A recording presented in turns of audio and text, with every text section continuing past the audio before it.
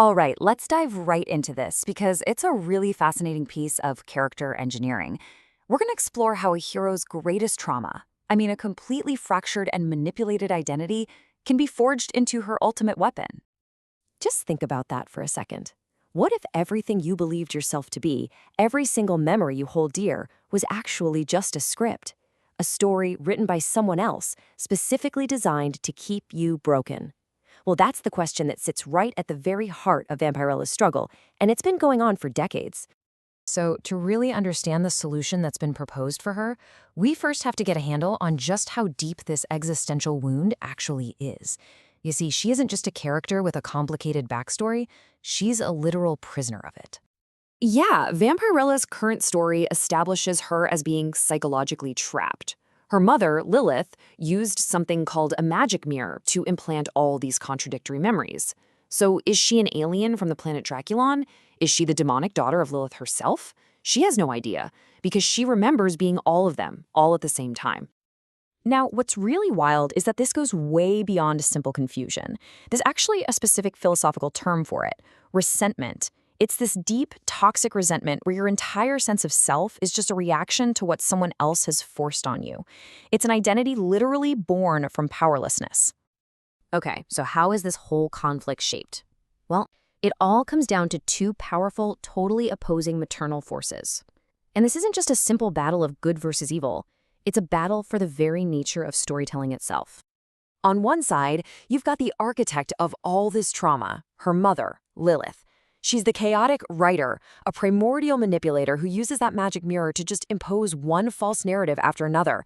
And her goal isn't just control, it's the destruction of truth, period.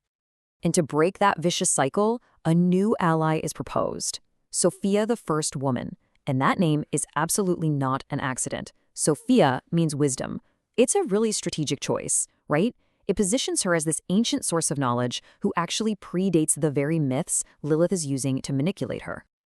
And this chart just illustrates the core tension perfectly. Lilith is the writer of lies, imposing stories to create resentment and trauma.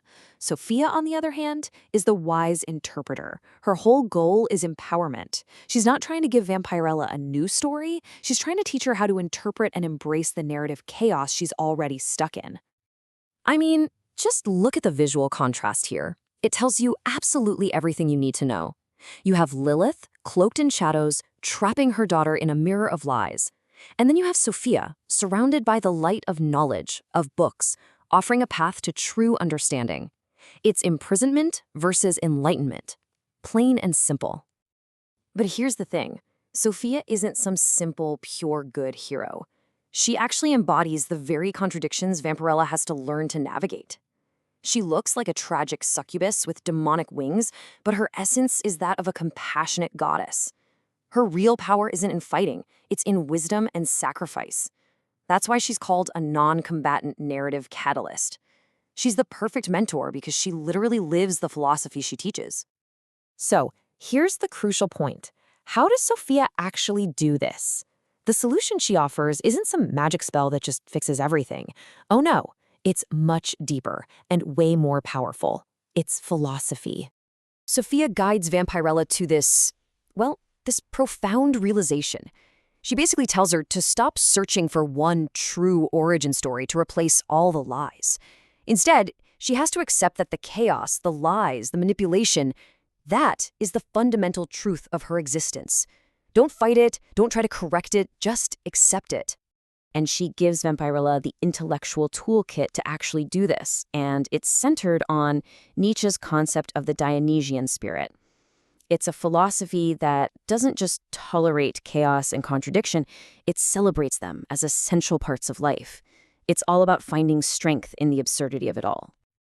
And this philosophy isn't just academic for Sophia, it was forged in her own suffering. Her wisdom comes from martyrdom. Her dying act was to place a rose and thorn curse on her killer. Not a curse of vengeance, but one of unconditional forgiveness. This curse acts as a divine weapon that forces survival, preventing self-destruction, and just completely rejecting the cycle of hatred. So this huge philosophical breakthrough, this radical act of acceptance, well, it leads to Vampirella's final, absolutely stunning transformation. Through this revelation, Vampirella finally rejects that resentment, that feeling of being a victim. She's no longer just a character in her mother's twisted play. She picks up the pen and becomes the sole author of her own being. And in doing this, she transcends victimhood to become a true Übermensch. That's Nietzsche's overhuman. She becomes self-begotten. She's no longer defined by the stories told to her, but by her own will to create meaning from the beautiful, chaotic mess of her past. And this is the result, her ultimate evolution, the self-begotten queen.